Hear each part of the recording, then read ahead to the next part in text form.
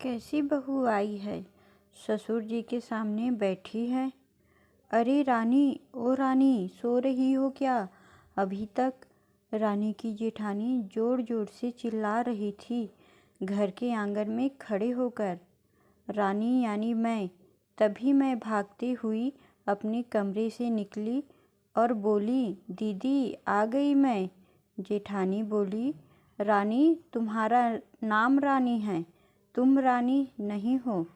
मैंने तुम्हें रात में ही समझाया था कि सुबह को जल्दी उठ जाना, तुम्हारी मुंह दिखाई की रस्म है।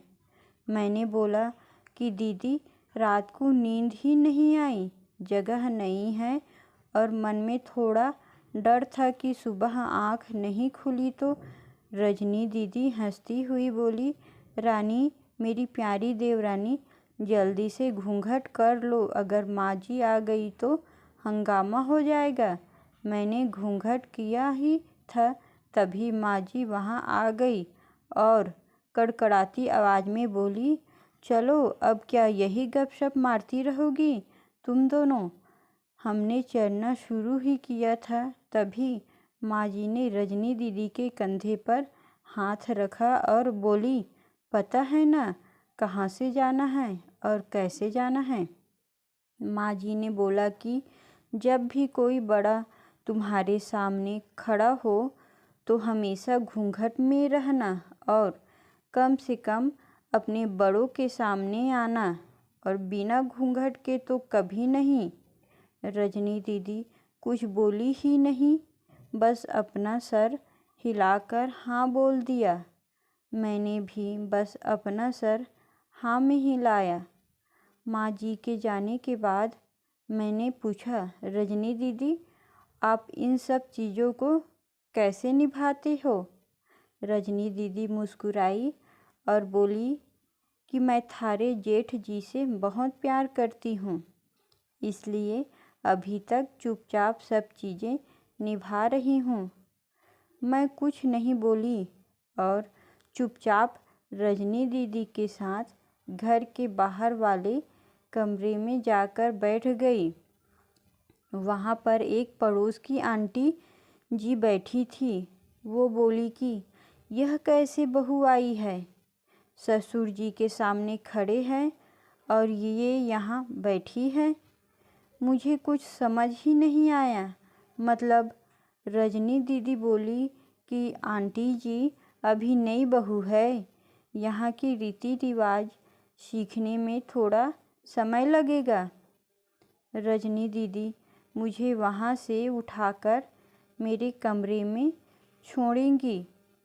6 महीने यूं ही छोटी छोटी चीज़ों में बीत गए। फिर एक दिन मैं राहुल के साथ साड़ी लेने गई। राहुल का फ़ोन आया और वो दुकान से बाहर बात करने चला गया। साड़ी की दुकान में बेधड़क होकर साड़ियाँ देख रही थी।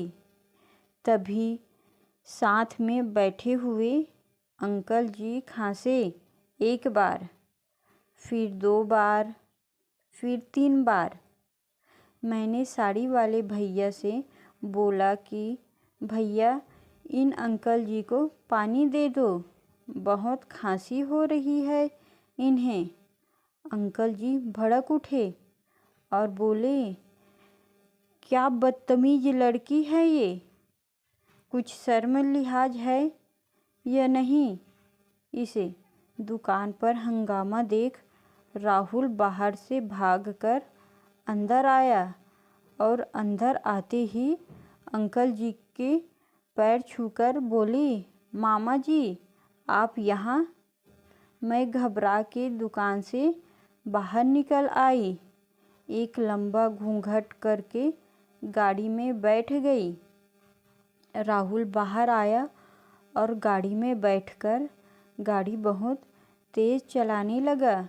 मैंने धीमी आवाज़ में बोला, गाड़ी बहुत तेज़ चला रहे हो, कहीं एक्सीडेंट ना हो जाए।